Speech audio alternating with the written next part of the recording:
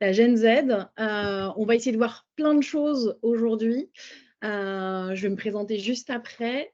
L'idée, ça va être surtout d'essayer de comprendre aussi comment on peut créer une dynamique intergénérationnelle, parce que moi, c'est quand même quelque chose aussi qui me plaît énormément dans les entreprises. Comment on peut justement adapter un peu nos pratiques managériales aujourd'hui pour qu'elles puissent s'adapter aux besoins de cette nouvelle génération.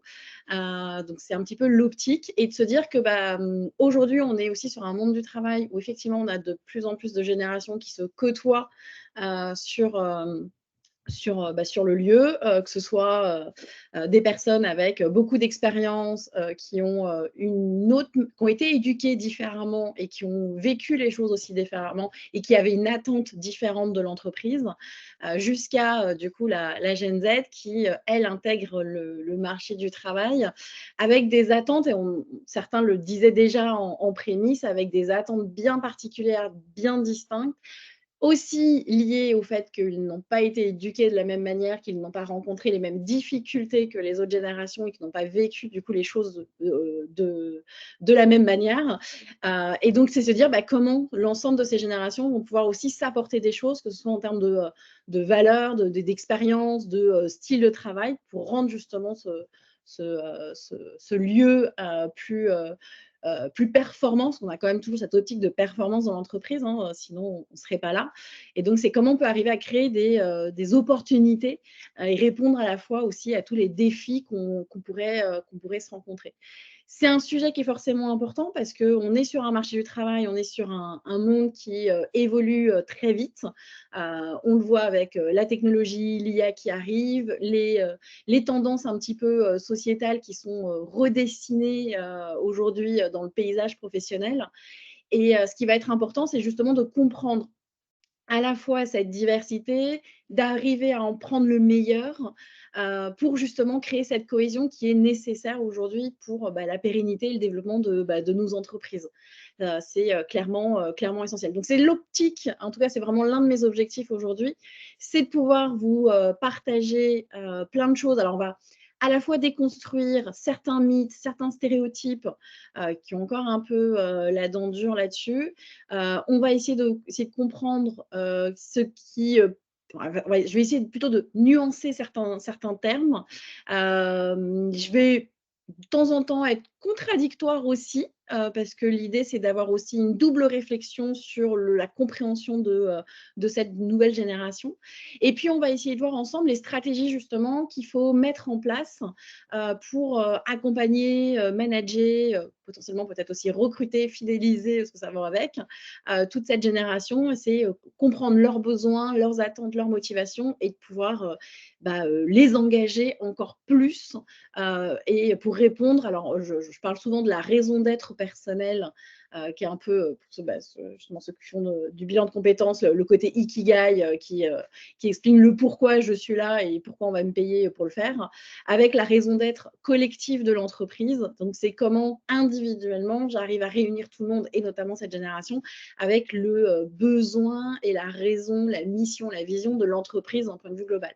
Donc, c'est souvent assez difficile d'arriver à aligner le côté très individuel avec le côté collectif, mais on va essayer d'explorer du coup plein de pistes là-dessus pour que vous puissiez tous repartir avec plein d'idées, plein de notes, ou que vous puissiez tous réécouter le replay 3 fois de suite pour tout prendre en note.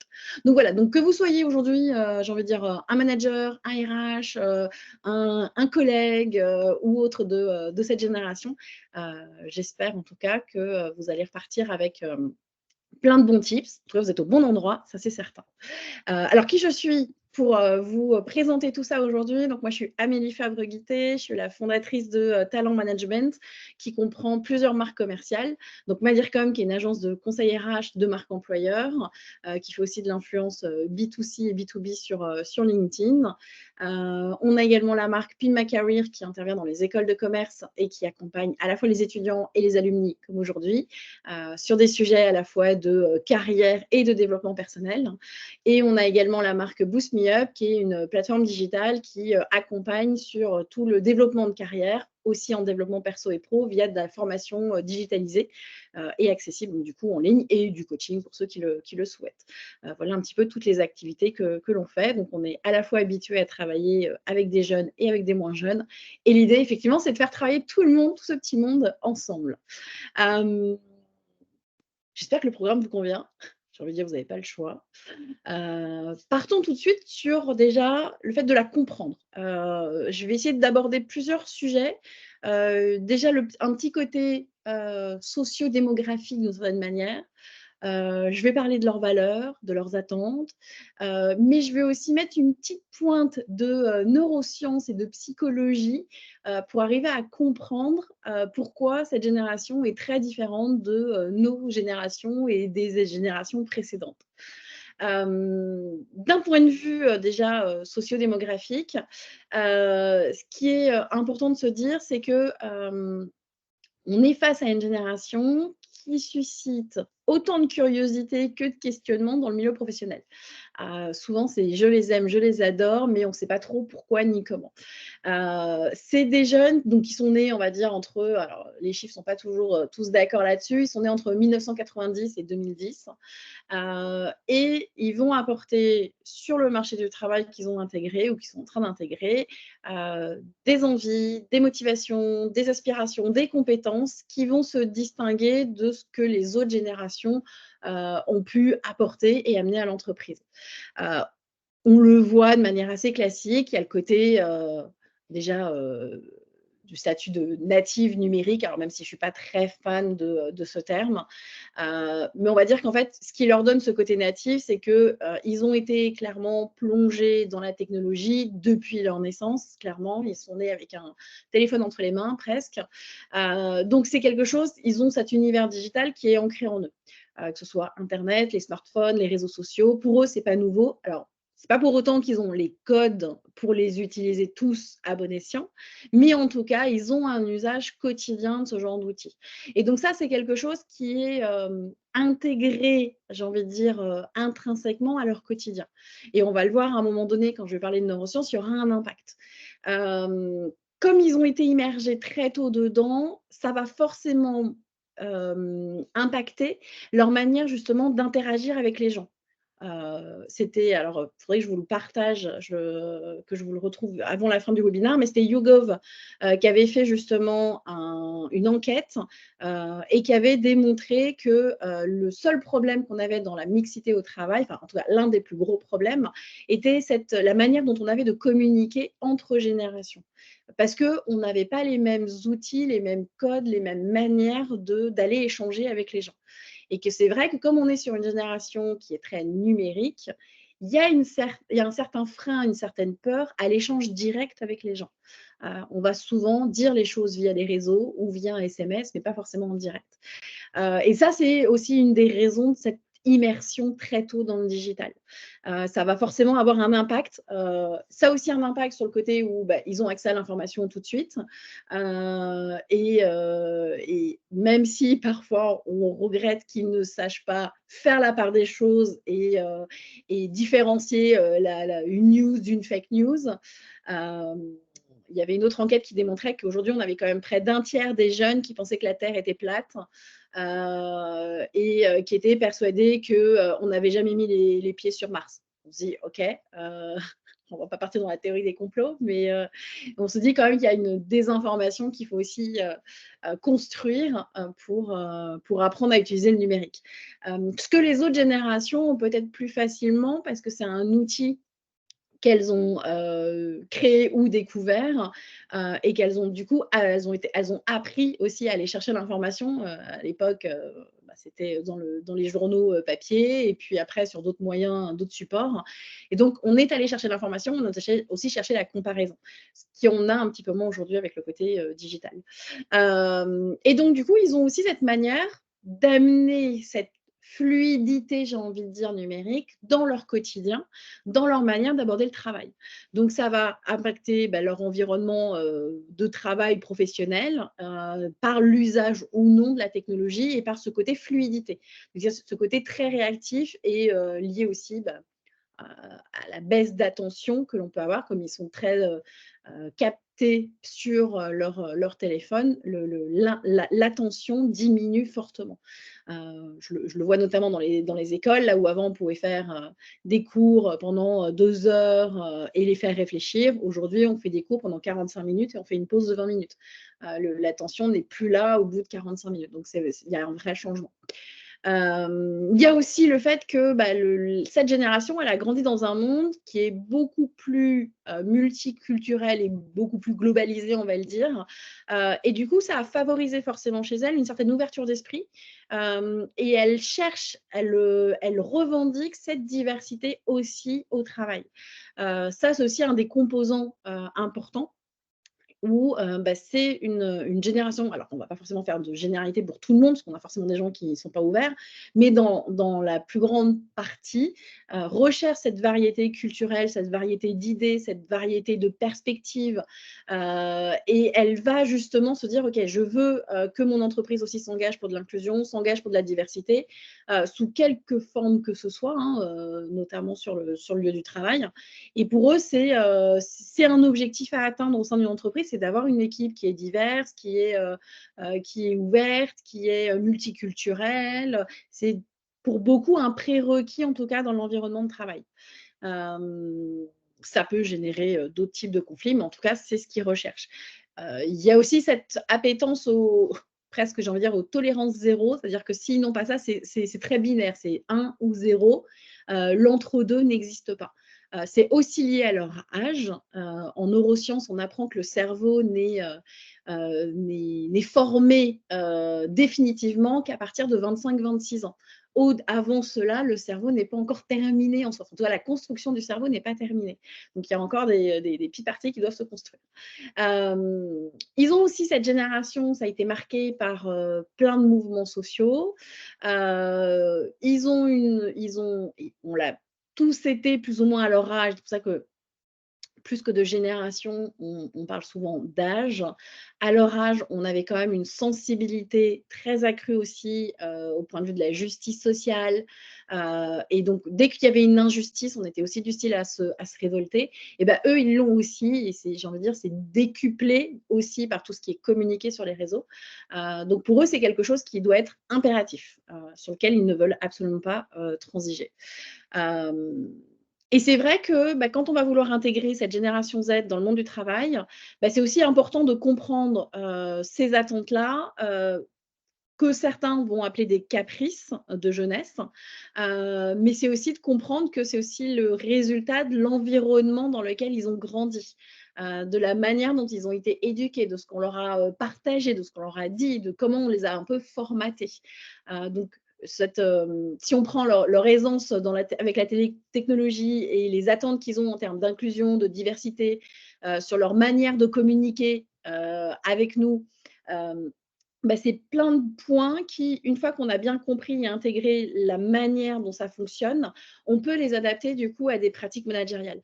Et c'est ce qui va permettre justement de transformer des lieux de travail en environnement, j'ai envie de dire, dynamique et innovant, parce que justement, on a compris comment ils fonctionnaient et on s'est dit, OK, on va se baser là-dessus pour relever tous les défis que l'on a à relever avec eux dans un cadre de mixité et d'intergénérationnel. Donc ça, c'est vraiment les éléments qui sont essentiels pour la compréhension de départ. Les valeurs et les attentes des jeunes, lorsqu'on examine d'un peu plus près les valeurs et les attentes de cette génération, on voit qu'il y a que leur vision aujourd'hui du travail et de la réussite professionnelle est complètement différente de la manière dont nous, on la voyait précédemment. C'est-à-dire que pour eux, le travail, c'est bien plus qu'un moyen de subsistance. C'est une extension pour eux un peu de leurs valeurs personnelles et de leur désir de contribuer à quelque chose de plus grand, plus gros pour eux, pour la société.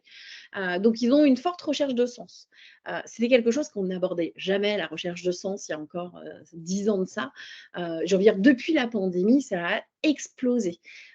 Et donc, on a aussi rentré dans leur tête Enfin, on a plein de biais cognitifs là-dessus et donc cette prédominance d'informations sur c'est important de travailler, ton projet pro, c'est important de réfléchir à ce que tu as envie de faire dans ta vie, c'est important que tu trouves du sens dans ce que tu fais, c'est important que tu trouves du plaisir. C'était des éléments qu'on n'incorporait pas lorsqu'on parlait d'emploi, il y a, 10 ans, 15 ans ou 20 ans. Et aujourd'hui, c'est prédominant, c'est tout le temps là. Et donc, en fait, puisqu'on leur dit qu'il faut qu'ils trouvent un projet pro qui soit clair, qui soit évident, qui soit réaliste, réalisable, et qu'on leur demande de réfléchir à leur quête de sens, et ben, c'est quelque chose sur lequel ils vont tout le temps travailler. Et donc, en fait, ils vont chercher à trouver justement des missions qui correspondent à leurs compétences, à leur centre d'intérêt, mais qui vont aussi leur promettre de pouvoir exister individuellement et de trouver justement du sens, mais pas juste du sens professionnel, c'est du sens dans la vie en général. Et c'est aussi pour ça qu'on a beaucoup de jeunes aujourd'hui qui disent bah oui, mais le travail, c'est pas une fin en soi. Le travail, c'est juste pour me permettre d'avoir un salaire et justement me permettre de vivre véritablement à côté. Aujourd'hui, je ne travaille pas pour, je ne vis pas pour mon travail, mais je travaille pour justement vivre. Et ça, on le voit, du coup, ce sont des jeunes qui vont aussi très, très vite m'être marqués dans cette quête de sens pour avoir un impact, que ce soit sur l'environnement. Donc, ils vont rechercher, ils vont s'intéresser pour la plupart aux actions de développement durable, de RSE ou de projets à impact, d'où l'émergence aussi des entreprises à mission et à impact. C'est aussi ce qui va attirer les jeunes, c'est-à-dire de voir le résultat de leur travail, de se dire, OK, ce que je fais au quotidien, eh ben, ça fait du bien autour de moi, ça fait du bien à la planète, ça fait du bien à d'autres personnes. Et donc, ça va au-delà d'une simple réussite individuelle, même s'ils ont des exigences financières qui les ramènent à eux, ils ont aussi ce besoin pour la plupart d'être utiles, de faire quelque chose d'utile. Et en fait, c'est cette attente qu'ils ont comme, envers le travail comme étant un peu un vecteur j'ai envie de dire de changement positif, ça va aussi obliger les entreprises à aligner leurs missions et leurs valeurs avec celles de cette nouvelle génération. Parce que finalement, on se rend compte aussi que lorsque cette génération nous met en avant cette quête de sens, c'est aussi quelque chose qui a commencé je veux dire, à dépasser cette génération et à aller vers les autres générations. C'est-à-dire qu'aujourd'hui, tout le monde, qu'on ait 20 ans, 40 ans ou 50 ans, on parle de quête de sens. Et donc, c'est quelque chose, on se dit, bah oui, finalement, c'est pas que pour eux la quête de sens. Ce que eux nous apprennent dans la quête de sens, finalement, moi aussi, c'est important pour moi. Et donc, vous avez du coup une recrudescence, notamment depuis la pandémie, de reconversion, de bilan de compétences, de ce genre de choses, parce que tout le monde est à la recherche d'une quête de sens. Et ça va être important que les entreprises, du coup, arrivent à échanger là-dessus et à aligner les promesses avec quelque chose d'authentique, de vrai, et avec du concret dans le quotidien de l'entreprise. C'est-à-dire qu'une entreprise qui va communiquer sur on est une entreprise formidable, mais quand cette génération ou d'autres vont commencer à creuser, se rendre compte que ce n'est pas du tout ça, du coup, il y a déception et n'oubliez pas, c'est très binaire, c'est 0 ou 1, donc c'est tolérance 0. C'est vous m'avez menti, donc j'ai plus confiance, donc je m'en vais. Et là-dessus, ils sont assez cash, quoi. On a tous entendu parler de l'équilibre vie pro, vie perso, qui est recherché, encore une fois, qui a été insufflé par cette génération, qui a déjà été. Alors, la génération juste avant l'avait déjà un petit peu commencé à dire oui, l'équilibre, c'est important, mais n'arrivait pas à l'imposer. Donc, en fait, l'ancienne génération, donc là, c'est les Y, les milléniums, avaient commencé à dire oui, cet équilibre, il est important, il faut qu'on le prenne en ligne de compte. Et en fait, c'est de génération en génération où on a amené des progrès dans ce sens-là. Et quand les Y ont commencé à dire bon, ok, il faut qu'on tienne compte de notre équilibre vie perso, vie pro, mais n'arrivait pas encore forcément à le mettre en place, la génération est arrivée en disant ok, les gars, ce que vous avez dit, c'est vachement bien, mais maintenant, il faut l'appliquer. Et du coup, pareil, très binaire, 0-1, c'est j'ai pas, si j'ai pas, ça va pas, je vais voir ailleurs. Et donc, ils vont passer un temps de dingue à valoriser ce qu'ils font en dehors du travail, parce qu'ils veulent cultiver leur passion, ils veulent s'engager sur des causes humanitaires ou autres, ou ils veulent simplement profiter du moment avec la famille et les amis. Donc, pour eux, cet équilibre, aujourd'hui, il est crucial, il est vital et il est exigé.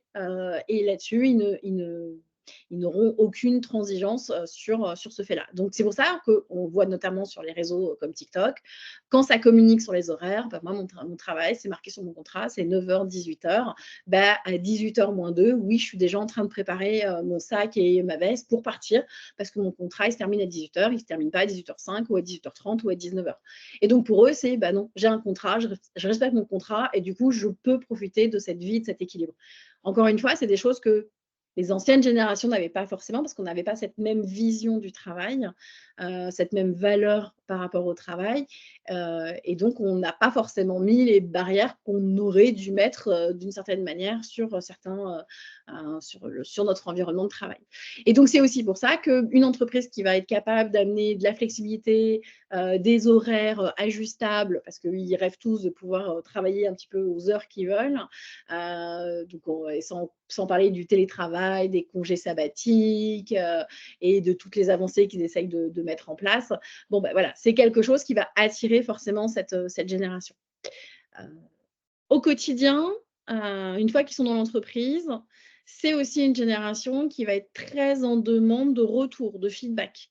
Ça, c'est aussi essentiel pour eux. Vous allez me dire: «Bah oui, mais Amélie, on en fait tout le temps du feedback, ça, on les a pas attendus pour en faire». C'est vrai, mais encore une fois, dans beaucoup d'entreprises, si on remonte il y a encore quelques années, les feedbacks, on les avait au moment des entretiens annuels. C'était, 1 fois par an et puis, bah, on avait un bête petit tableau à remplir que notre manager nous envoyait, qu'on remplissait et on avait un petit échange avec lui ou avec elle pour voir un petit peu ce qu'on allait pouvoir, améliorer, la fois suivante. Hem Donc, c'était pas forcément très bien travaillé. De même que les entretiens de carrière, c'était pas forcément très bien poussé et très bien réfléchi. Et donc, forcément, bah, le jeune, il est là et se dire qu'il doit attendre 1 fois par an pour pouvoir discuter avec son manager, pour lui, c'est pas possible. Encore une fois, il ne faut pas oublier que ce sont des jeunes qui ont grandi dans un univers numérique où, ils sont à la recherche de l'instantané. C'est-à-dire, je poste une photo, j'ai un like tout de suite, je vois tout de suite qui a vu, qui n'a pas vu ma photo, mon commentaire et donc ça, ils vont se construire aussi leur identité à travers ces réseaux et à travers les likes, les commentaires en ligne, les discussions qu'ils vont pouvoir avoir et donc ce qu'ils ont à travers ces réseaux, ils vont l'importer dans l'entreprise. C'est, bah, je lance un projet, j'ai une question, je veux tout de suite une réponse. On est dans l'immédiateté. Je viens de terminer ma semaine, j'ai besoin de faire un feedback avec mon manager pour qu'il me dise, OK, ça va pas. Ça prend 30 secondes. L'idée, c'est pas de faire une énième réunion Teams qui va durer 3 heures. C'est juste d'avoir peut-être un point de 5 minutes en disant, OK, là, tu as très bien avancé sur ce projet, c'est top. Tiens, la fois prochaine, on peut travailler là-dessus. Donc, ils sont en demande de ça. Alors, ça peut être de manière directe, comme ça peut être à travers des outils de gestion de la performance ou de l'accompagnement où ils vont avoir un petit feedback numérique. Ça leur convient aussi. Euh, S'ils n'ont pas ce genre de choses, c'est aussi un signe d'insécurité pour eux. Et l'insécurité, c'est quelque chose qu'ils n'aiment pas, qu'ils n'apprécient pas. Puisqu'ils veulent, on leur, pareil, on les a beaucoup inculqué cette valeur de développement personnel, d'amélioration continue, de travail sur soi, apprendre à se connaître. Donc, c'est quelque chose qu'ils font aussi assez naturellement. Et donc, pour eux, c'est si je ne grandis pas, si je n'évolue pas, si je n'acquiers plus rien, je n'ai plus rien à gagner. Donc, encore une fois, 0, 1. Du coup, je m'en vais, je vais voir ailleurs. Donc, ils ne laissent pas la chance de se dire, tiens, il y a un problème, on en discute, on essaye de trouver une solution. C'est non, ça ne me convient plus, je m'en vais. Et donc, il y a ça aussi qu'il faut arriver à capter et à comprendre en disant, OK, si je fais des feedbacks régulièrement, potentiellement, je vais avoir des signaux d'alerte s'il y a quoi que ce soit, ou je vais pouvoir le rassurer et lui permettre d'avoir cette reconnaissance qu'il attend absolument de l'entreprise, de l'équipe, du manager. Et ça, c'est vraiment important. Le feedback, encore une fois, c'est pas simplement pour le rassurer, mais c'est vraiment pour l'aider à grandir et à s'améliorer en continu, de se dire, OK, là, je progresse, là, je progresse. Tant qu'il aura cette impression de progresser, d'apprendre des choses dans l'entreprise, il restera dans l'entreprise. Si à un moment donné, il estime qu'on lui a menti, qu'il n'apprend plus, il ira voir forcément ailleurs. Il ira chercher de la reconnaissance ailleurs. Et ça, c'est aussi des éléments qui sont importants.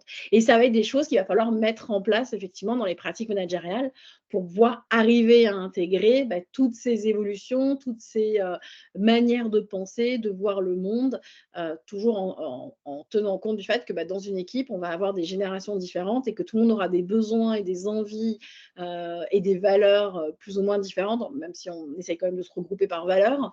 Mais en tout cas, il y aura des besoins et des attentes différentes. Et donc, si la motivation n'est pas la même, il faut pouvoir axer à chaque fois sa pratique en fonction de la motivation du ou de la collaboratrice. Si l'entreprise arrive, tout à l'heure, je vous parlais justement de ce besoin individuel qu'ils avaient par rapport aussi à l'attente collective de l'entreprise. Pas oublier que cette reconnaissance, elle doit être alignée par rapport à ce qu'il attend, à ce qui va être de bon pour lui individuellement. Donc même si c'est une personne qui va chercher à avoir un impact plus global par rapport à l'environnement, à la planète, son plaisir et son besoin personnel est quand même très important aussi. Donc ça aussi, ça va être des éléments sur lesquels il va falloir se poser à un moment donné. Est-ce que ça va jusque-là? N'hésitez pas, hein, si vous avez des questions en cours de route, parce que alors moi sinon, je continue à fond les ballons.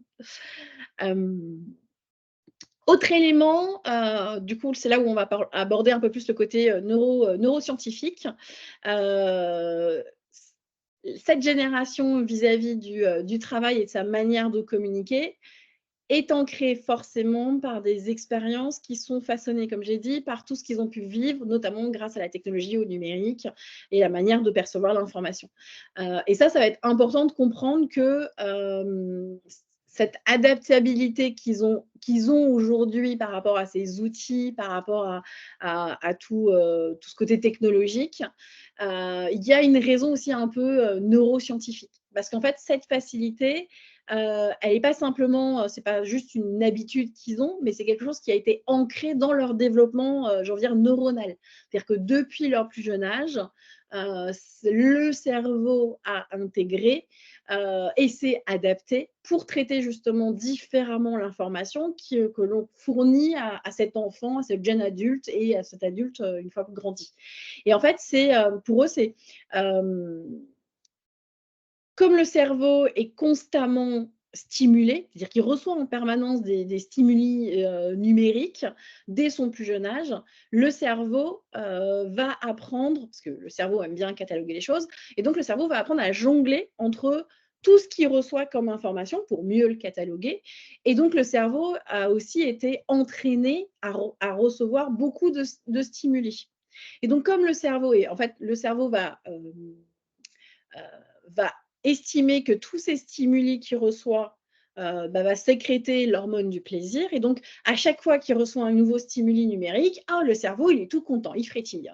Et puis, si à un moment donné, il en a un petit peu moins, le cerveau, il va se bloquer, il va se dire, oula, zone de danger, je ne reçois plus ma dose de stimuli numérique, c'est un problème. Et donc, c'est aussi dans ces cas-là où on perd leur attention, où on n'arrive plus à capter leur engagement, leur motivation et tout ce qui va avec.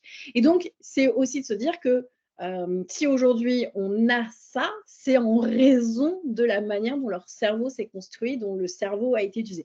Alors, on a une chance folle quand même malgré tout, c'est que le cerveau est un organe quand même assez malléable, assez souple, et qu'on peut le rééduquer, le reprogrammer même à l'âge adulte. Donc, c'est aussi quelque chose que l'on va pouvoir faire, c'est-à-dire accompagner cette génération à essayer de recevoir peut-être moins de stimuli et de reprogrammer le cerveau pour lui dire, écoute, si tu en reçois moins, c'est pas grave. Peut-être que la qualité va primer par rapport à la quantité de stimuli que tu vas recevoir. Et donc, à un moment donné, le cerveau va capter que le fait de recevoir moins de stimuli, c'est peut-être pas si grave que ça, et qu'il va porter son attention sur d'autres choses. Et c'est dans ces cas-là où, plutôt que de parler de génération, de différences générationnelles, on parle d'évolution par rapport à l'âge, parce que quand ils vont à un moment donné grandir, entre guillemets, ils vont prendre de l'âge, ils vont peut-être se mettre en couple, avoir des enfants, acheter la maison, le labrador, le chat, tout ce qui va bien. Et donc leur attention va se porter sur autre chose que sur des plateformes ou des outils numériques qui les abreuvent toutes les 60 secondes de stimuli. Et donc, le cerveau va se reprogrammer en fonction des nouveaux stimuli de la vie de tous les jours qu'ils vont recevoir. Et c'est et on le voit dans c'est transgénérationnel, hein, on l'a vu toutes les générations le faire de cette manière-là, c'est qu'en prenant de l'âge, à un moment donné, notre motivation, nos besoins évoluent aussi très naturellement, jusqu'à ce qu'ils soient un petit peu bousculés par des nouvelles générations qui arrivent avec des nouveaux codes, des nouveaux moyens de réfléchir, de penser, de travailler, de communiquer, qui va obliger à nouveau le cerveau à s'adapter et à comprendre. Donc ça, c'est des choses qui sont juste tout à fait normales en fait par rapport à l'époque où l'on vit aujourd'hui.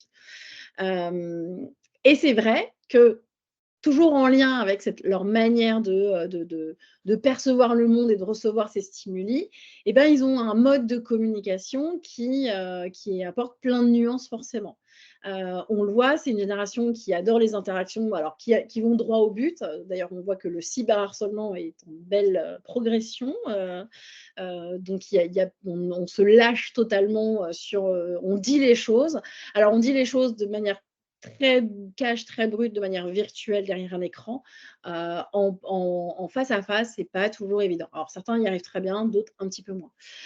Donc c'est, encore une fois, c'est les interactions via, des vidéos, des visuels, ça reflète un peu le confort des réseaux et des plateformes qu'ils connaissent. Donc c'est quelque chose qu'ils vont, utiliser. Et ça, ce style de communication beaucoup plus direct, beaucoup plus visuel, qu'ils voient sur les réseaux, et qu'ils veulent utiliser, bah, forcément, ça les influence en disant, bah, tiens, en fait, c'est comme ça qu'il faut communiquer dans la vie de tous les jours. Puisque c'est comme ça qu'on communique sur les réseaux sociaux, ça veut dire que c'est comme ça que je dois communiquer avec mon manager ou avec les équipes. Et c'est peut-être aussi pour ça que de temps en temps, vous avez du coup, un Gen Z qui vous dit non, qui vous dit quelque chose de très cash et très cru, sans y mettre les formes ou le code professionnel qu'on a tous appris à un moment donné. Eux n'ont pas ces filtres, n'ont pas ces codes, et donc du coup, en tout cas, ils ont les codes des réseaux et pas les codes de l'entreprise. Et donc, ils vont chercher quelque chose qui va être efficace, qui va être clair pour eux. Donc, ils vont préférer, comme sur les réseaux, c'est une information qui est très concise, et ben, ils vont demander à avoir des instructions qui vont être très concises aussi. Donc, ça ne sert à rien de leur envoyer un document de 4 pages, ils ne le liront pas, ou ils le passeront dans une IA pour en faire une synthèse. Et ils aiment les retours qui vont être courts, pareil, les débriefs, les feedbacks qui vont durer que quelques minutes plutôt que d'aller à une énième réunion qui va durer 1 heure pour faire un tour de table. Voilà, c'est pas quelque chose qui vont leur plaire, de même que les emails, beaucoup ça passe à la trappe. On le voit aujourd'hui, beaucoup ne lisent pas leurs emails, même si on détaille énormément de choses dedans. Malheureusement, ils ne les lisent pas tous. Ils vont peut-être préférer un vocal, qu'ils vont écouter du coup en x2 pour aller encore plus vite. C'est aussi une génération qui s'intéresse naturellement à toutes les questions de la santé mentale, parce que pour eux, bah, encore une fois, ils passent beaucoup de temps sur les réseaux sociaux, ils sont beaucoup dans la comparaison sociale. Il y a on voit d'ailleurs, à un moment donné, on va parler de la partie sur l'anxiété. On est quand même sur une génération qui s'inquiète, qui stresse beaucoup. Le taux d'anxiété chez les jeunes est quand même très élevé. Et en fait, ils vivent un peu cette pression et cette recherche de performance qui est exacerbée forcément par tout leur environnement et tout ce qu'ils voient sur les réseaux sociaux. Et en fait, plus ils vont être connectés, plus ça va augmenter du coup leur stress, leur anxiété, plus ça risque aussi de les isoler. Donc, on a aussi un sentiment d'isolement qui est très fort chez les jeunes, une peur incroyable d'aller échanger avec des inconnus, des gens qu'ils ne connaissent pas. Quand quand on leur explique comment réseauter, comment aller parler à un inconnu, simplement, je sais pas, on sort, on fait un meet-up ou quoi que ce soit, c'est très compliqué parce que du coup, ils ne sont pas confrontés à la vie réelle, dans la vie réelle en plus au quotidien, ils sont plutôt sur les réseaux encore une fois. Et donc ça aussi, c'est quelque chose qu'il faut arriver à prendre en considération pour arriver à intégrer plein de stratégies de soutien à la santé mentale. Et c'est quelque chose qu'ils vont rechercher aussi, c'est-à-dire c'est que propose l'entreprise pour prendre soin de moi. On le voit aujourd'hui dans ce qu'attendent les jeunes des entreprises. on a une grosse part de santé mentale. Est-ce que l'entreprise, je sais pas moi, met à disposition une salle de sport? Est-ce que mon entreprise prend en charge ma mutuelle et je sais à hauteur de combien et qu'est-ce qu'il y a dans cette mutuelle si ça me protège vraiment bien? Est-ce que j'ai accès à une newsletter ou une base de données autour de la santé mentale si jamais ça va pas bien? Est-ce que je peux prendre rendez-vous avec un psy et est-ce que c'est proposé par l'entreprise? Donc il y a un énorme enjeu de santé mentale qui va aussi servir à promouvoir le fameux équilibre vie perso, vie pro qui recherche. Ça, c'est quelque chose que les jeunes vont attendre de l'entreprise, d'avoir un peu ce cocon protecteur qui va les écouter, qui va les soutenir, qui va les valoriser. Donc, ils ont une attente qui est tellement forte par rapport à ça. Encore une fois, c'est l'information que j'ai reçue, que j'ai intégrée dans mon cerveau, me dit alors j'ai à la fois l'information que le monde du travail, c'est un monde du travail très dur, très difficile. J'ai vu comment mes parents, mes grands-parents avaient été traités. Je ne veux pas vivre ça. Donc, je mets un enjeu très élevé dans l'attente de ce que peut me proposer l'entreprise. J'ai une méfiance aussi qui est très importante. Et puis, à côté de ça, je vois des entreprises qui vont communiquer. C'est le full package, la marque employeur, comme quoi on est une entreprise formidable, incroyable, exceptionnelle. Donc, je vois toutes les promesses qui sont proposées par l'entreprise. On me vend des annonces de rêve, on me vend des entretiens de rêve. Et puis, dès mes premiers jours en entreprise, je suis personne, je suis perdue, je suis présentée à personne. Potentiellement, mon bureau n'est pas encore prêt. Potentiellement, on me met une pression tout de suite sur le marché du travail auquel je n'ai pas été habituée parce que j'ai été dans un cocon auparavant familial ou un cocon universitaire, académique, dans une école de commerce ou autre, où on est un peu biberonné malgré tout. Et donc, quand je suis confrontée à la réalité et je me rends compte qu'en fait, non, il y a des gens qui mentent, qui ne disent pas tout à fait la vérité, ou que le monde du travail est un petit peu difficile parce qu'il faut aussi voir des tonalités de gris et pas forcément voir le monde en noir et blanc.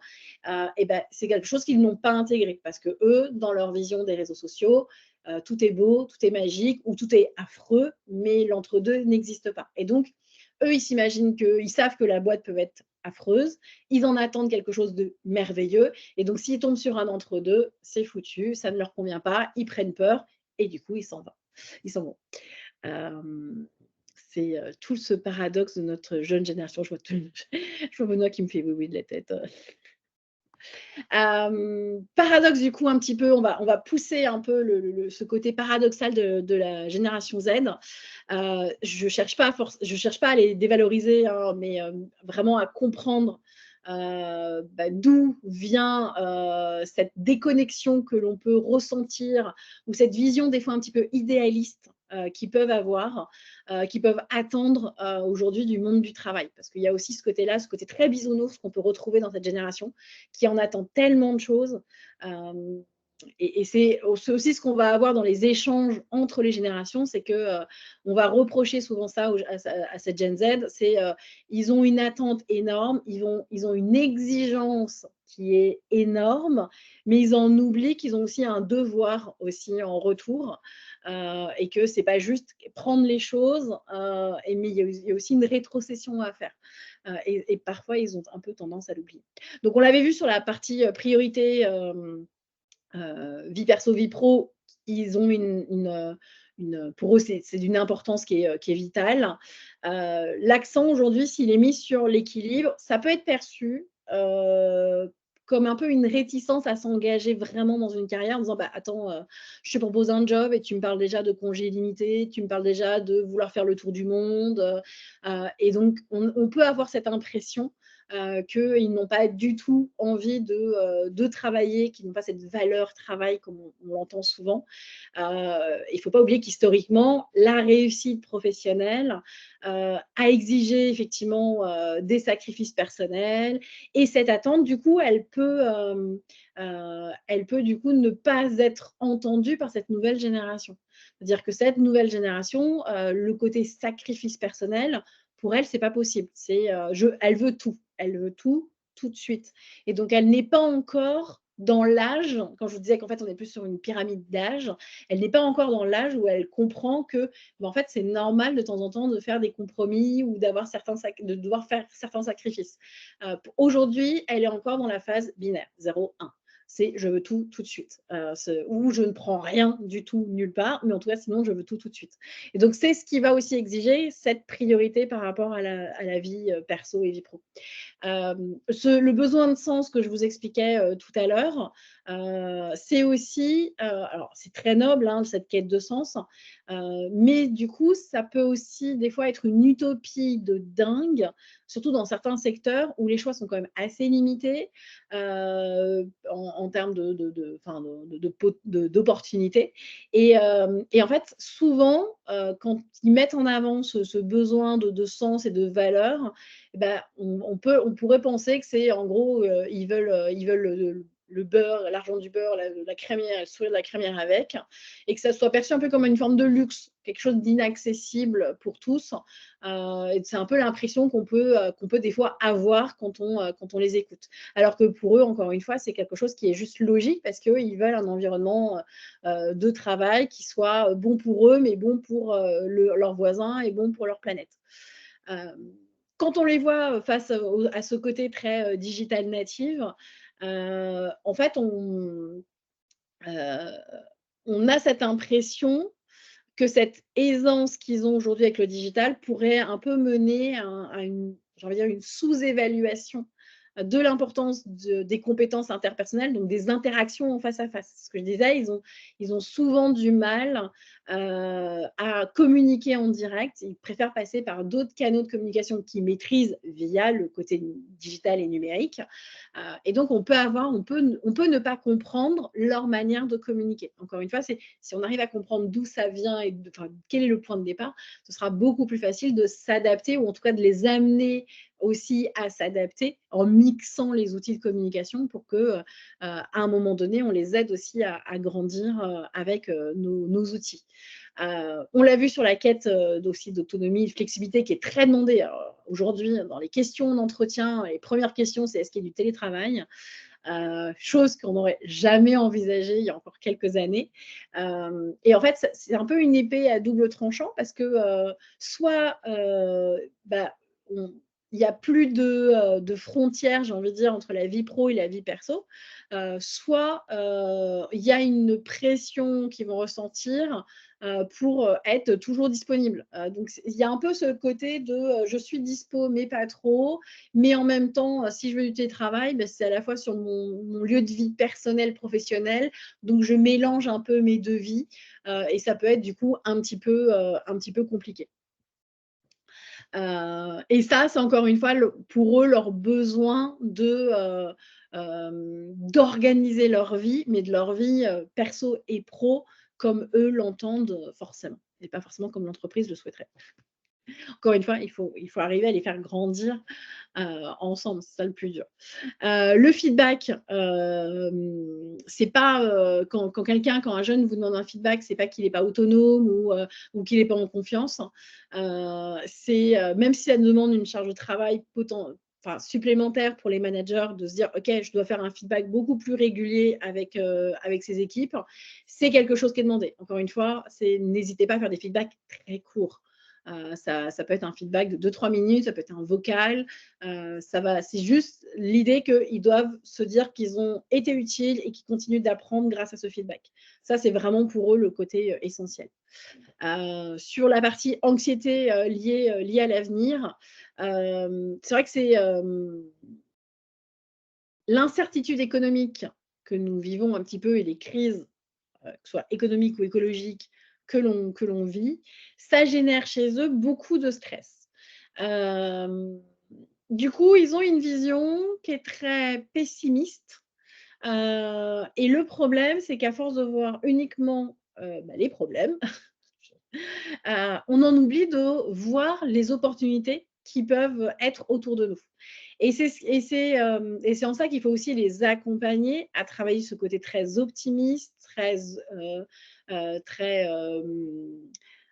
optimiste, je ne vois pas d'autres mots à dire, qui pourrait justement les sortir de cette anxiété qu'ils ont. Alors je sais que souvent on me dit: «Bah oui, mais il y a d'autres générations, ils ont connu des guerres, ils ont connu la famine, ils ont connu plein d'autres choses et ils étaient pas si anxieux que ça». Non, mais encore une fois, on est dans un monde ultra digitalisé où on parle de quête de sens, où on parle de bien-être, où on parle, justement, où on a accès encore plus à l'information, et on sait ce qui se passe à, 300 kilomètres de chez nous, en termes de guerre. On a les images, on a les vidéos à l'instant T. Donc c'est aussi vivre avec les éléments qu'ils ont aujourd'hui qui va décupler ce sentiment d'anxiété.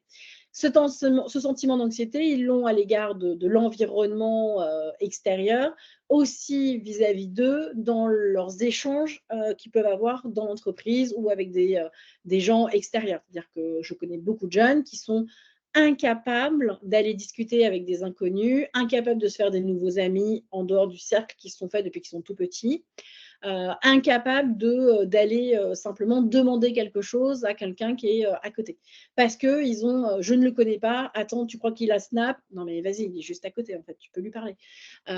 Et ça, c'est encore une fois, leur cerveau n'a pas intégré le fait que la communication passait aussi par la vie réelle, en fait, par le face à face que nous, on a connu beaucoup plus que forcément à l'époque. Euh, alors, tout ce qui est aspiration à la diversité, alors pour eux, forcément, c'est fondamental. Pour nous aussi, j'espère. Et c'est vrai que ça peut être des fois mal perçu ou mal vécu parce que ça va se heurter à certaines défis, j'ai envie de dire, économiques ou organisationnels. Et en fait, des fois, il y a certaines initiatives qui ne sont pas forcément poussées, qui sont des fois déconnectées de la vie de tous les jours de ces générations-là. Et donc, quand l'entreprise essaye de faire un effort, mais que ça ne touche pas justement le besoin et l'attente de cette Gen Z, bah forcément, elle est ultra déçue. Donc, c'est ce qui peut l'amener du coup à partir. On a aussi pas mal de fois des jeunes qui ont du mal avec le côté autorité. On peut avoir, bah, c'est des jeunes qui ont, encore une fois, été habitués à avoir accès en illimité à l'information. Donc, elle peut se montrer un peu critique envers un peu le côté pyramidal et structurel d'une entreprise. Et donc, elle est tout le temps en train de questionner ce côté autorité. Et ça, elle le fait très ouvertement, sans aucun complexe. Donc forcément, ça peut être vu comme étant un manque de respect pour la personne qui a de l'expérience ou qui a des connaissances et qui estime que bah, transmettre ses compétences et ses connaissances, c'est quand même un petit peu essentiel. Alors qu'en fait, c'est juste pour eux quelque chose que, encore une fois, là, je reviens plus à l'éducation. On a souvent entendu parler de l'éducation de l'enfant roi à qui on n'interdisait rien. Ça vient aussi de là, en fait. Ils n'ont pas entendu beaucoup de non ou beaucoup d'explications sur le pourquoi on ne leur donnait pas accès à certaines choses. Et donc, du coup, maintenant, bah, quand il y a une autorité, ils la refusent, de même qu'ils refusaient l'autorité des parents. Donc, on est encore un petit peu là-dessus. Donc, l'éducation a aussi un rôle très important. Bon, l'impact des réseaux sociaux, on l'a bien compris, hein, c'est le jeune qui va forcément qui peut risquer de se surévaluer au détriment de ce qu'il est réellement. Et donc, on a aussi beaucoup de jeunes qui vont privilégier l'apparence, la popularité à de vraies compétences au travail. Et c'est pour ça que bah, les autres générations, les anciennes générations, on parle de valeur travail parce que pour la plupart, c'est tes compétences que tu fais sur le terrain qui vont donner ta légitimité.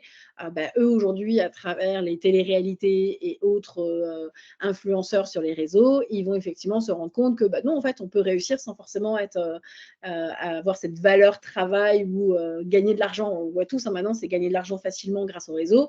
Bon, bah, c'est ça qu'ils vont plébisciter plus que véritablement cette valeur travail qu'on nous avait inculquée à une époque. Encore une fois, c'est le temps fera les choses et un jour, ils vont nous rejoindre. Et puis, ben, il y a ce côté aussi qui est, comme on a une génération qui est très centrée sur l'accomplissement personnel, parce qu'on lui parle tout le temps de bien-être, on lui parle d'impact social, voilà, on l'a bien matraqué dans la tête par rapport à ça. Donc aujourd'hui, c'est vrai que le statut, alors le salaire, on est encore un peu mitigé là-dessus. Le statut, ils s'en fichent un peu. Le salaire, pas tous, hein, il y en a quand même beaucoup qui estiment que le salaire est quand même très important. Donc on peut avoir une impression que des fois, ils ont une vision assez naïve du monde du travail, et en fait, qui rejettent souvent en bloc le côté très compétitif, dire on le voit quand ils rejettent le côté, oui, le capitalisme, oui, on est tous en compétition les uns contre les autres, mais au final, quand on leur propose une augmentation, ils sont quand même bien contents de la prendre. Donc c'est un peu l'opposition qui va être générée entre le côté, ce que le monde, ce que j'apporte au monde ou ce que plutôt je prends au monde et ce que moi, on va pouvoir me donner. Mais ça reste quand même, on a certains de ces indicateurs qui sont quand même importants et qui sont aussi des clés de réussite pour beaucoup de candidats. Donc voilà, ça c'est un peu pour le schéma un peu du fossé générationnel et l'incompréhension. Encore une fois, et c'est vraiment important de se dire que chaque génération, effectivement, apporte ses propres valeurs et perspectives au monde du travail. Et l'objectif, c'est d'arriver à comprendre et à créer un terrain d'entente qui va respecter tout le monde. Plus vous allez comprendre les besoins et les motivations de chaque membre de votre équipe, et plus ce sera facile de les faire travailler ensemble et du coup d'avoir une équipe engagée, motivée et pour le coup productive. Je regarde l'heure, je suis très bavarde. Les clés du coup pour manager la génération Z, vous allez voir qu'il y a plein d'éléments qu'on a déjà un petit peu abordés. La culture du feedback, ça va être d'avoir une approche pas forcément trop traditionnelle dans notre manière de communiquer, mais c'est encore une fois, c'est une génération qui a grandi avec l'ère digitale, donc elle attend des échanges qui soit efficace, qui soit direct, qui soit adapté aux usages de la communication numérique. Un message court, sujet, verbe, complément. On ne va pas faire des phrases à rallonge. Le choix de l'emoji. Alors, j'ai aussi vu le choix grammatical et de l'orthographe. Bon, ça, on en reviendra dessus. Mais si vous omettez sur un message de ne pas mettre de points ou si vous mettez 3 petits points, ils vont interpréter ça. Hein. On est aussi sur une génération très anxiogène, donc la moindre information va être traitée et analysée. J'ai vu des jeunes se focaliser sur une fin de phrase où il y avait 3 petits points, et derrière, ils en avaient fait tout un débat en disant mais pourquoi il y a ces 3 petits points? Qu'est-ce que ça veut dire? Quel est le message derrière ces 3 petits points? Non, non, il n'y a pas de message, les gars. Donc c'est voilà, il y a aussi un gros travail à faire là-dessus pour établir les codes. Donc c'est pourquoi pas, moi j'ai vu des entreprises mettre en place des chartes de communication, genre comment on communique entre nous, quels sont les mots qui sont interdits, quels sont les mots qui sont obligatoires comme bonjour dans un message. Voilà, c'est plein de petites choses et donc l'entreprise peut, en faisant des groupes de travail avec les équipes, établir une charte de communication pour s'assurer que intergénérationnel ou même entre générations, on va communiquer de la même manière et que on va se comprendre du coup, parce que se comprendre c'est quand même essentiel. Ils sont forcément très adeptes d'une communication qui va être très transparente. Ils valorisent le côté honnête, le côté authentique, que ce soit dans des interactions perso ou pro, hein, peu importe. Donc ça, c'est si vous devez leur donner des objectifs, leur partager des attentes particulières par rapport à leur performance, il faut leur dire les choses. Il ne faut pas tourner autour du pot. Ils sont pour les choses qui sont dites de manière très cash. C'est une franchise qui pour eux, va aussi contribuer à un climat de confiance dans l'entreprise. C'est-à-dire que si mon manager me dit les choses de manière très directe, j'ai beaucoup plus confiance que s'il faisait un petit peu il essaie de me dire des choses, de me demander, mais il tourne autour du pot, je sais pas, j'hésite. Oh là, ça va les mettre justement dans un inconfort incroyable et donc ils auront plus tendance à dire non derrière. Donc on n'a pas peur du feedback régulier, du feedback constructif, ça c'est ultra important. On n'a pas peur d'utiliser les outils digitaux parce que forcément c'est quelque chose qu'ils ont adopté depuis toujours. Donc pour eux c'est incontournable. On oublie les emails qui sont longs, on oublie les emails beaucoup trop formels. On dit oui aux messages instantanés, alors pas WhatsApp parce que dans l'entreprise, c'est pas très réglementaire. Donc, on a du Discord, on a du Slack. On peut bosser sur Trello pour travailler sur des dossiers partagés. Les plateformes collaboratives, c'est pas ça qui manque, hein, du Monday ou autre. On peut partager des vidéos. Hein, on peut se faire des vidéos, des audios. C'est des choses qui sont dans leur culture. Donc, c'est aussi quelque chose qu'il va falloir intégrer pour pouvoir capter leur attention. Côté flexibilité, bah oui, forcément, on a une génération qui a des fortes attentes de flexibilité et d'autonomie dans le travail. Alors, j'entends et je conçois que des fois, on a du mal effectivement à leur donner de l'autonomie Parce que pour certains, c'est pas toujours évident, de leur donner cette autonomie, comment je vais dire les choses? Parce que, j'ai enfin, j'ai tout couvert. Je trouve que parfois ça manque un peu de curiosité intellectuelle de leur côté. On fournit, très largement, des outils, digitaux, des bibliothèques, réelles ou virtuelles en accès libre et on se rend compte qu'ils vont pas forcément les utiliser. Alors encore une fois, comme on est dans une génération qui est beaucoup dans l'immédiateté, ils vont l'utiliser si demain ils en ont véritablement besoin. Mais ils vont pas forcément anticiper le besoin, et donc anticiper une lecture ou un visionnage de vidéos ou ce genre de choses. Donc effectivement, ils ont besoin d'être autonomes, mais ils ont besoin d'être quand même rappelés à l'ordre ou sécurisés ou encadrés pour être sûr que cette autonomie va bien se passer. J'ai envie de dire, mais comme pour n'importe quel type de collaborateur, hein, dans l'absolu. Mais donc même s'ils ont accès à l'information, ça va être important de leur rappeler et de solliciter leur curiosité intellectuelle régulièrement. Les inciter à se former et à progresser, ça peut être mis dans des feedbacks, une petite vidéo, un petit texte à lire très rapidement, ou une vidéo de moins de 30 secondes. Ça peut aussi les inciter à travailler aussi cette agilité au quotidien. Donc, ils sont forcément très adeptes du travail flexible, hein, des horaires ajustables, c'est ce qu'ils adorent, la possibilité de télétravailler. On n'arrête pas de parler de la semaine de 4 jours, ou de la semaine en 4 jours. Ça, le gros débat, est lancé. Ils aiment les espaces de travail qui sont à la fois modulables, mais en même temps, si je peux avoir mon petit cocon de temps en temps. Heu, on est aussi sur une génération pour lequel ils demandent à ce qu'on prenne en considération toujours leurs besoins et leurs attentes, sans forcément comprendre les rouages organisationnels de l'entreprise. C'est-à-dire que non, on ne peut pas toujours vous dire oui. Et donc c'est aussi, encore une fois, les échanges, la communication, le partage qui va les aider à mieux comprendre et à mieux intégrer les choses.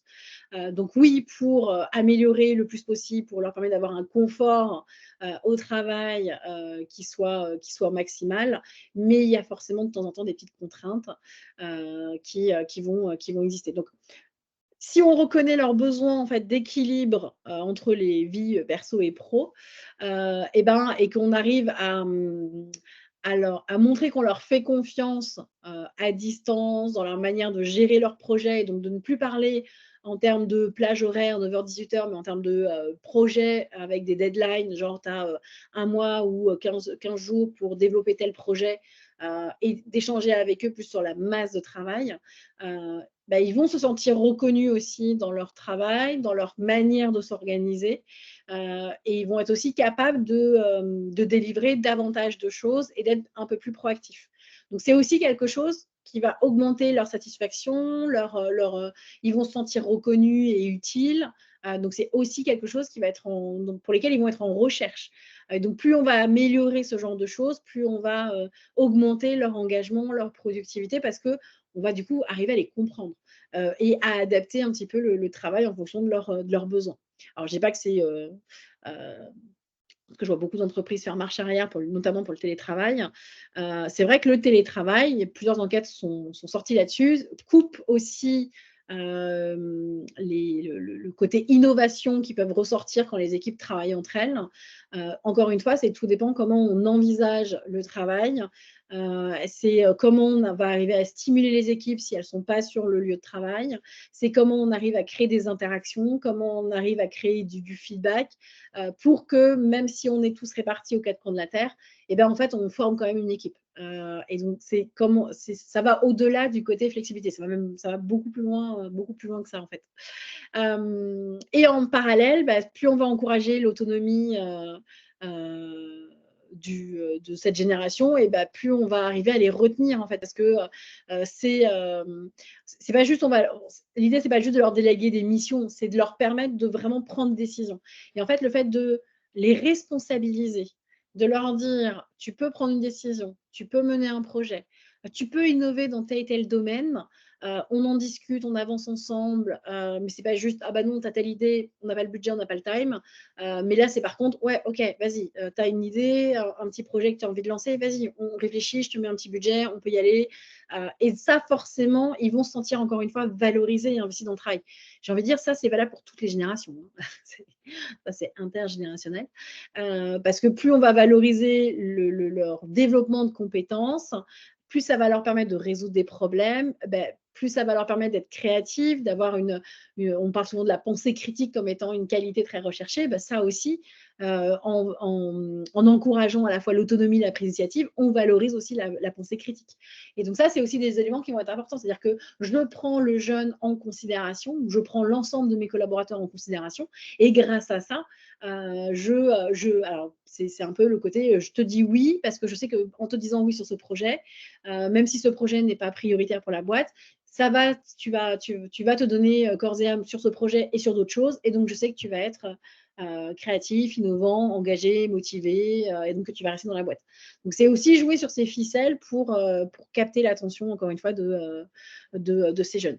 Après, c'est pas parce qu'on met de la flexibilité, de l'autonomie qu'il n'y a pas un cadre. Le fait de mettre un cadre clair, de mettre un cadre structuré, c'est essentiel aussi. Encore une fois, je ne vais pas vous prendre l'exemple des émissions type Super Nanny, hein, quand elle arrive dans les familles où c'est le bazar total, où il n'y a plus du tout d'autorité, qu'est-ce qu'elle met en premier? Elle remet un cadre. Parce que tout le monde a besoin d'un cadre, tout le monde a besoin d'avoir des objectifs qui sont clairement définis, de connaître ses indicateurs de performance, de savoir comment et avec qui je peux communiquer, de savoir qu'il y a justement un espace pour dialoguer en toute transparence avec quelqu'un, et que j'ai telle ou telle personne qui peut être là en soutien si je dois développer des projets. Donc ce cadre, il est essentiel. Il fait partie de la construction d'un enfant comme il fait partie de la construction d'un adulte. Donc ce cadre, il ne faut pas l'oublier, il faut le rappeler, il faut lui expliquer à quoi il sert, pourquoi il est là, tout en montrant, et j'ai envie de dire tout en lâchant du lest, en disant, regardez, grâce à ce cadre, on va vous donner de l'autonomie, on va vous permettre de prendre des initiatives et donc d'innover et de valoriser tout ce qui sera fait également à travers ce cadre. Et donc à travers aussi ces projets, ces innovations. C'est le côté très... faut être tout feu, tout flamme, hein, pour le coup, quand on est un peu manager ou dirigeant. Et il faut être un petit peu au four et au moulin pour se dire: «OK, là, je lui ai donné un peu de reconnaissance. Là, il faut juste que je tire un peu sur la corde parce que là, il est en train de sortir du cadre. OK, là, je suis en train à nouveau de lui donner de la reconnaissance et donc de lui donner un peu de liberté et je lui permets d'être un peu plus autonome». On ajuste à chaque fois un petit peu pour l'aider à grandir au sein de l'entreprise. On a cette partie aussi, très, développement, perso et pro qui est importante, parce que ça occupe encore une fois une place centrale pour cette génération, vis-à-vis du monde du travail. C'est quelque chose, alors cette génération, elle a envie d'apprendre, elle a envie d'évoluer, et elle recherche un cadre de travail qui va justement lui permettre de valoriser ses compétences, parce que je l'entends très souvent, c'est: «Oui, j'apprends plus rien» ou ce qu'on me donne, ça m'ennuie, je peux pas utiliser toutes mes compétences. Et donc ça, effectivement, si on lui coupe un peu l'herbe sous le pied là-dessus, il n'aura pas du tout envie de rester. Et donc c'est réfléchir, et donc là, c'est l'impact du RH, c'est comment il va réfléchir à la carrière. Comment le RH va vraiment, ça va avec le manager, hein, mais fournir justement à tous ces jeunes des outils et des process qui vont leur permettre de progresser dans leur carrière. Alors on n'est pas forcément sur une progression pyramidale, mais ça peut être une progression, juste transversale d'un service à un autre, parce que c'est aussi, l'envie et le souhait de beaucoup de cette génération d'explorer plein d'autres do plein d'autres domaines, plein d'autres centres d'intérêt, mais qui peuvent être certainement faits au sein de l'entreprise. Donc aujourd'hui, là où avant on pensait que la carrière était linéaire, et qu'on faisait tout le temps la même chose, eux, ils ont envie de toucher à tout. Ils ont cette soif de toucher à tout. Parce que dès qu'ils ont l'impression d'avoir fait 6 mois dans le service, ils ont l'impression d'avoir fait le tour du poste, c'est comment je peux les réalimenter régulièrement avec du nouveau contenu pour justement leur dire: «OK, non mais regarde, tu penses avoir fait le tour du poste, mais ça, tu as découvert ça ou pas? Bon, tiens, je vais te mettre sur ce projet, tu vas pouvoir développer telle compétence ou telle qualité». Et donc c'est tout le temps être en interaction avec eux pour savoir: «OK, comment je peux encore t'alimenter pour que tu aies pas envie de partir et de bouger ailleurs?» Donc, dans ces cas-là, pas hésiter à mettre en place du mentorat, alors que ce soit du reverse mentoring ou autre, peu importe, qui va justement les aider à aller chercher la compétence, cette curiosité auquel ils n'avaient peut-être pas pensé à l'instant T. Et donc, ces échanges, ça va aussi les aider à nourrir et à penser leur carrière au sein de l'entreprise. Ça, c'est clairement ce qui permettra de créer un environnement qui va permettre à l'ensemble de l'équipe d'être beaucoup plus innovante, beaucoup plus engagée, motivée et donc productive, forcément. Je vois que le temps file très vite. Côté équilibre, forcément la santé mentale, c'est quelque chose qui pour eux est très important. Donc si vous avez la possibilité de mettre en place des bibliothèques, des outils, ça peut être alors, il y en a beaucoup qui le font maintenant, c'est des activités, il y a des activités physiques, maintenant on parle beaucoup de la salle de sport, la salle de sport qui est payée aux salariés, ça peut être des ateliers nutrition, des espaces de détente, des espaces de méditation, c'est justement leur proposer du coaching spécial bien-être ou des échanges avec un psychologue, vous avez des plateformes, j'ai plus le nom, mais qui existent, qui permettent justement d'avoir plein de petites vidéos courtes autour du bien-être et de la santé mentale. Donc, dès que la personne en a besoin, hop, elle va sur son petit programme de formation qui est accessible. Donc voilà, c'est autant de choses que la personne va apprécier, va dire, ah bah oui, mon entreprise prend bien soin de moi. Et c'est pas se dire, ah, après tout ce qu'on a fait pour toi, tu pourrais bien travailler un peu plus sur tel projet jusqu'à 19h. Non, ça marche pas. Là, c'est de la manipulation, donc ça ne pourra pas fonctionner. Donc ça, c'est plus on va encourager et plus qu'on va vraiment le faire, mais j'ai envie de dire de manière authentique, à prendre soin de cet équilibre et qu'on va adopter toutes ces politiques de flexibilité, de télétravail et de bien-être, plus on va se rendre compte qu'on va avoir des collaborateurs beaucoup plus épanouis et donc beaucoup plus productifs. Ça va forcément ensemble. Alors encore une fois, c'est une moyenne. Il y en aura toujours un, quelle que soit la génération, qui ne rentrera pas dans le cadre. Ça fait partie du jeu malheureusement. Mais l'idée étant encore de montrer votre disponibilité, de montrer qu'il y a des limites saines, donc il y a un cadre qu'il faut respecter, et de montrer que l'entreprise aide ses équipes à rester en forme, motivées, heureuses, épanouies, tout ce qui va bien. Et plus c'est fait naturellement par l'entreprise, et plus c'est intégré par les équipes et le côté binaire, 0-1, fait qu'ils auront envie de rester par ce biais-là. En tout cas, ils auront plus de mal à partir. Donc ça, c'est effectivement quelque chose qui va être important. Bon, l'engagement sociétal,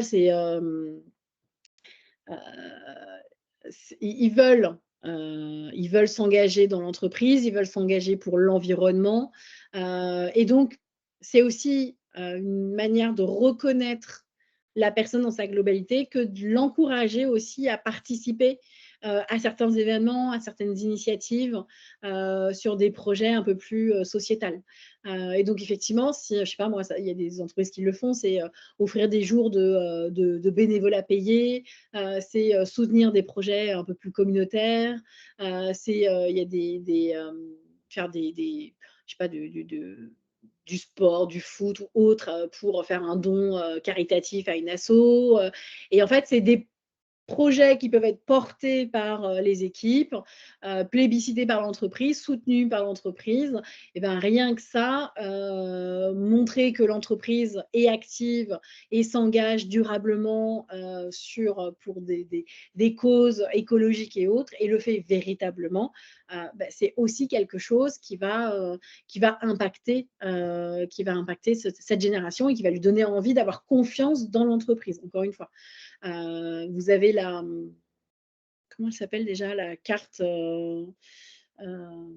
par rapport à l'empreinte carbone. Enfin, vous avez tout un, je ne sais plus le nom, la fresque du développement durable.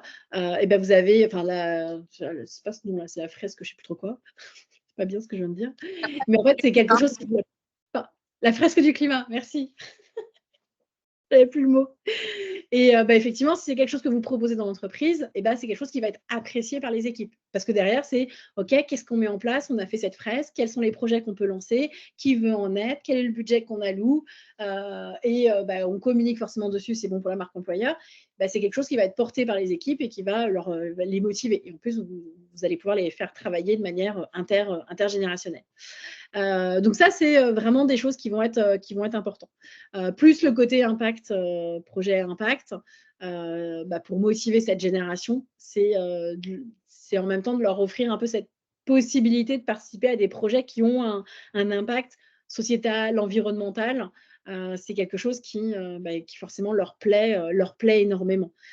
C'est à la fois bon pour l'ego et c'est bon pour l'entreprise. Donc ça, de toute manière, vous pouvez lancer des hackathons, hein, typiquement un hackathon pour aider justement l'entreprise à avoir un impact positif. Vous allez voir que vous allez attirer énormément de jeunes ça peut être un très bon moyen de recruter d'ailleurs, hein, de lancer des hackathons. Ça peut être des bonnes techniques de recrutement. La reconnaissance et la récompense, on l'a vu, c'est quelque chose qu'ils attendent énormément.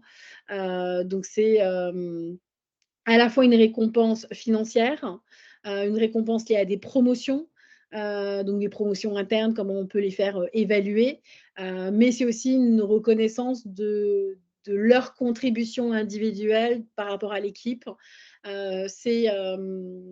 Je crois que c'est Facebook qui avait lancé les kudos, c'est-à-dire ce sont les tours de table en fin de réunion où tout le monde remercie quelqu'un pour une action qu'il a réalisée. Ça peut être quelque chose qui va activer aussi la reconnaissance. Alors, ça agit aussi d'un point de vue neuronal, hein, sur le cerveau, sur la confiance en soi, sur l'envie d'appartenance, ça va jouer là-dessus, sur le fait que plus on va reconnaître quelqu'un, le remercier, et plus il va aussi se sentir attaché à l'entreprise, à l'équipe, à la personne qui le manage. Donc ça aussi, c'est important. Donc d'avoir à la fois cette reconnaissance instantanée et ce feedback continu que l'on peut avoir de manière très courte et très condensée. Encore plus si à chaque fois que vous faites je sais pas, s'il y a de la reconnaissance, même avec des petits cadeaux, si c'est personnalisé aussi, il y a un attachement supplémentaire qui va être fait parce qu'on se dit, OK, l'entreprise a fait un effort et a voulu m'offrir quelque chose de différent de mon voisin. Alors, ça peut être des congés supplémentaires, un abonnement à une plateforme d'apprentissage, je sais que mon salarié est adepte de l'association, on décide de faire un don. Voilà, c'est faire des petites choses qui ne sont pas forcément liées à la vie professionnelle, mais qui peuvent être aussi à la vie personnelle et qui va faire plaisir du coup aux collaborateurs. Sur la partie technologie, l'idée, c'est aussi de se dire, tiens, aujourd'hui, on peut, il y a tellement d'outils qui existent, qu'aujourd'hui, faciliter justement ces échanges, cette communication, c'est quelque chose qui est vraiment possible et faisable. Donc c'est se dire, tiens, quels sont les derniers outils, alors en dehors de Teams, Zoom, ce genre de choses, mais c'est de mettre vraiment des outils à disposition. C'est reconnaître qu'ils ont peut-être plus de connaissances ou plus d'aisance sur un outil. C'est les valoriser en leur demandant d'aller former d'autres générations dans l'entreprise qui ne sont peut-être pas à l'aise sur certains outils. S'assurer qu'ils vont peut-être, je sais pas moi, créer un petit livret pour l'usage de l'outil, qu'ils vont organiser des formations. Encore une fois, c'est aussi les remercier par rapport à ce temps qu'ils vont utiliser en plus de leur travail classique. Et c'est aussi une manière de les valoriser. Et donc ça aussi, c'est plus on va encourager cette génération à nous communiquer des outils un peu tech, plus on va aussi encourager leur créativité, leur capacité à travailler en équipe avec les autres générations. Donc voilà, il y a vraiment plein de choses autour de ça à faire qui peut être très stimulant et très engageant pour cette génération. Voilà ce que je pouvais. Alors, j'avais des petits jeux à faire, mais je pense qu'on n'aura pas trop le temps. J'ai été très bavarde. Mais je pourrais les communiquer au besoin à Alix. C'est des petites réflexions qu'on pouvait avoir ensemble. Est-ce que vous avez des questions? N'hésitez pas, que j'ai dit tellement de choses. Vous avez l'air tous concentrés. Oui, moi j'ai. Bonjour Amélie, c'est Alban. Moi j'ai une question, mais je l'ai posée dans la conversation. Je voulais comprendre ce qu'étaient les hackathons parce que je ne connais pas du tout. Les hackathons, en fait, ce sont des événements qui ont lieu pendant 48 heures, souvent le week-end. Et en fait, les entreprises vont poser sur une plateforme leurs besoins. Et en fait, ils vont réunir à la fois des salariés, mais aussi des gens de l'extérieur. C'est souvent sur un Discord qu'on va gérer ce genre de choses. Et en fait, on va réunir les gens, on va les faire travailler en équipe. Donc, il va y avoir des coachs, il va y avoir des personnes qui vont se monter en équipe. Et chacun va proposer des idées. Et puis, ils auront 48 heures pour, parmi, je sais pas moi, les 4, 5, 10 idées qui vont être retenues, ils auront 48 heures pour développer cette idée. Donc, ils vont devoir travailler en équipe avec des gens qu'ils ne connaissent pas, sur un outil souvent numérique et collaboratif, avec des coachs pour un peu superviser, les aiguiller, ou des mentors, tout dépend comment on les appelle. Et à la suite de ça, ils auront une présentation à réaliser devant un jury qui va déterminer si leur projet peut être développé par l'entreprise ou pas. Et donc, ces gens-là le font pendant 48 heures de manière totalement bénévole. Et c'est effectivement un très bon moyen à la fois de réengager des collaborateurs potentiellement qui, on sent qu'il y a peut-être une baisse de motivation dans l'entreprise, avec un projet justement à impact, et en même temps de capter des futures nouvelles recrues qui s'intéressent à l'enjeu auquel l'entreprise veut répondre, en disant tiens, là on a tel candidat, ça peut être peut-être pas mal par rapport à nos projets de recrutement. Super, ça a l'air top. Merci. De rien. Il y a Amélia, une j'ai une plateforme question. dédiée au hackathon, il faut que je vous la retrouve. Oui, pardon. Oui, Amélia, moi j'avais une question, c'était concernant, je vais donner un cas pour orienter ta réponse. Par exemple, moi je pense à une personne en particulier qui est une Gen Z, qui j'ai l'impression qu'elle est d'une fragilité incroyable alors qu'elle est adulte. Elle fournit un travail de qualité, un mauvais travail, tu vois, et je ne sais pas sur quel pied danser, tu vois, parce que j'ai peur que si je lui dis juste un petit mot, son ego s'effondre, tu vois. Donc, je ne sais pas si c'est lié au fait qu'elle soit Gen Z ou autre chose, tu vois, mais est-ce que tu observes ça, toi, parmi tes coachés ou les gens, les Gen Z que tu rencontres? Alors, ça peut être à la fois lié à la Gen Z, mais pas que. C'est aussi beaucoup lié à l'éducation et à l'environnement dans lequel ces personnes ont évolué. C'est-à-dire que c'est des personnes qui peuvent être très fragiles, qui peuvent très mal prendre les critiques parce qu'ils n'ont pas été habitués à ça, et aussi parce qu'ils se mettent une pression de dingue pour essayer d'être parfaits. Parce qu'ils ont cette envie de plaire et de satisfaire. Et au départ, cette envie ne vient pas forcément de « je veux plaire et satisfaire mon employeur », mais potentiellement, il y a, on dirait entre guillemets, un trauma familial qui fait que je veux plaire et séduire potentiellement mes parents. Ça peut être des enfants, parce que je m'intéresse aussi beaucoup à tout ce côté intergénérationnel et aussi psychogénéalogie. Et en fait, très souvent, on le voit quand on est enfant, qu'on a été comparé à nos frères et sœurs ou à nos cousins, cousines, ou quand on arrive dans une école et que le prof nous dit « Ah, j'ai eu ton grand frère, j'espère que tu seras meilleur élève que lui ». Cette comparaison, elle est très mauvaise dans la construction en fait de l'identité de l'enfant. Et donc, il va toujours se construire en disant « Je dois être meilleur, je dois être parfait, je ne dois pas décevoir ». Et quand il arrive dans le monde de l'entreprise, il garde ce schéma de « Je ne dois pas décevoir, je dois être parfait, je dois être le meilleur ». Et du coup, même si cette personne ne fournit pas un travail pertinent, c'est très difficile parce qu'elle est à fleur de peau. Et c'est très difficile d'aller lui faire un feedback constructif parce que tout de suite, elle va le prendre comme un échec et elle va tout de suite se dévaloriser. Alors, soit elle a un ego surdimensionné, soit elle va au contraire se dévaloriser, se dire « je suis une grosse merde, je suis bonne à rien ». Et elle va tout de suite partir sur des idées noires. Et on le voit, le taux de suicide chez les jeunes est quand même assez élevé parce qu'il y a cette pression et cette anxiété qu'on n'a pas réussi à désamorcer très tôt. Mais du coup, concrètement, avec une personne, d'accord, elle serait. Peut-être que ça peut intéresser d'autres, hein, c'est pour ça que j'en parle. Si on a un Gen Z qui est comme ça, qui a un ego sous-dimensionné et qu'il faut apporter une remarque, comment tu ferais? Alors, c'est de travailler beaucoup le côté positif. Donc, c'est au préalable, c'est de quand même voir tout ce qu'elle a bien réalisé.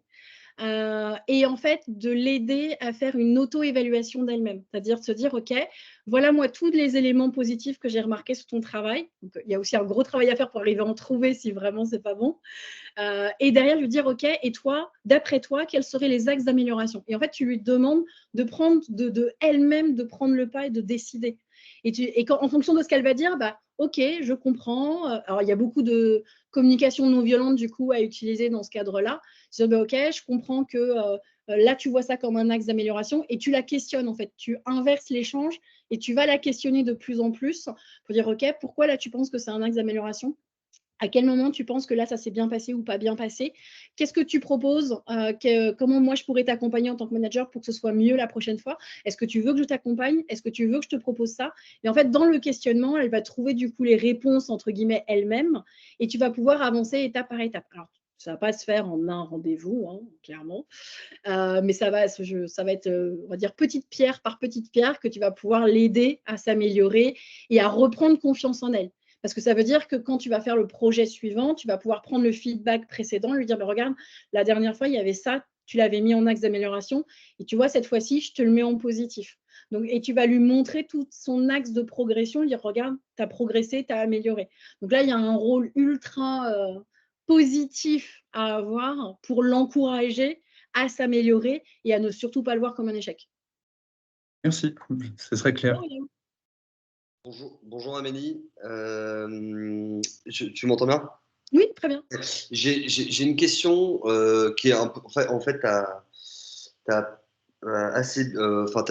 parlé de beaucoup de choses et merci parce que c'était hyper intéressant. Moi, j'ai une question hyper précise qui est pas liée au fonctionnement, ni aux attentes, ni aux besoins de la génération Z, mais qui sont plus. Moi, je veux pas faire de cas général, mais de personnes de la génération Z qui sont plus à même d'aborder des sujets sociétaux qui peuvent être parfois sensibles, des sujets, j'irais même plus loin, religieux, enfin bref, des sujets, parce qu'à partir du moment où on bosse en entreprise, de toute façon, on aborde ces sujets-là. Je veux dire, c'est du off sans être du off. Et donc, quels sont tes conseils par rapport à ça? Parce que ces sujets-là sont devenus sensibles aussi parce qu'ils sont abordés alors qu'avant, ils n'étaient pas. Et, comment faut réagir face à ça? Enfin, quels seraient tes conseils?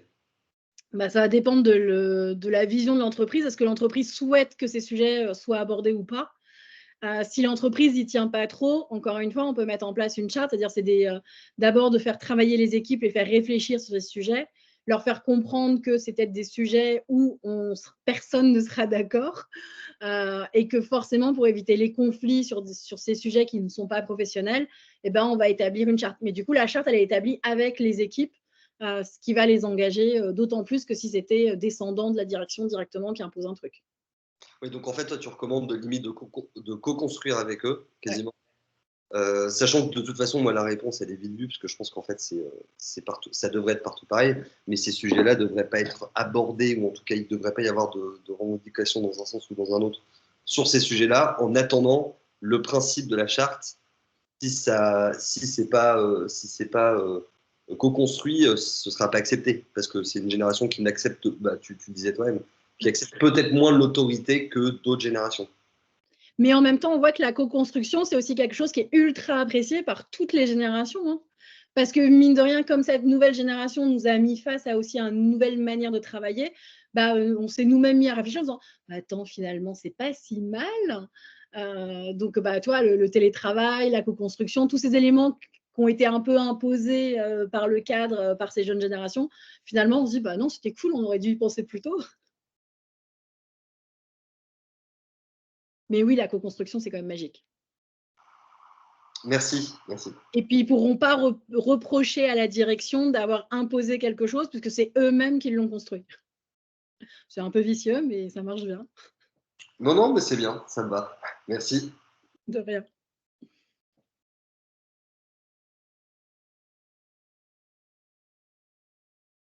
Je ne sais pas si quelqu'un avait une autre question. Du coup, je vous ai mis le lien, notamment, c'était le lien le plus connu, celui que je connais le plus, moi, Agorize, qui est une plateforme pour justement organiser des hackathons et sur lesquels on peut s'inscrire pour en faire. Si vous ne savez pas quoi faire le week-end.